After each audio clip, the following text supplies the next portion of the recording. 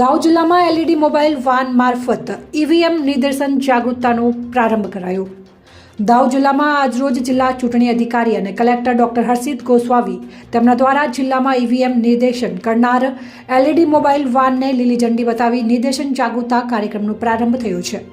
આગામી લોકસભા સામાન્ય ચૂંટણી 2024માં મતદાન થાય તથા મતદારોની ઈવીએમ મશીન સાથેની સુગમ્યતા વધારવા માટે જાહેર મહત્વના સ્થળોએ ઈવીએમ વીવીપેટનું નિર્દેશન થશે। એલઈડી મોબાઈલ વાનની એલઈડી સ્ક્રીન પર ઈવીએમ વીવીપેટ વિશે સંક્ષિપ્તમાં માહિતી દર્શાવતો વિડીયો પ્લે કરવામાં આવશે અને ટ્રેનિંગ અને અવેરનેસ માટે ફાળવવામાં આવેલ ઈવીએમ CU/BU વીવીપેટ તેમાં મતદારો મતદાન કરી ઈવીએમ મશીનથી માહિતગાર થશે અને વધુમાં વાન સાથે ઈવીએમ સેલ્ફી સ્ટેન્ડ રહેશે, જેની સાથે મતદારો ફોટો સેલ્ફી પડાવી શકશે।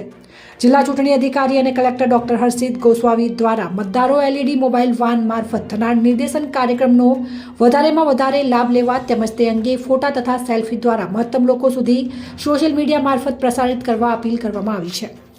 અહેવાલ SM ભગોડા, લીમખેડા, દાહોદ।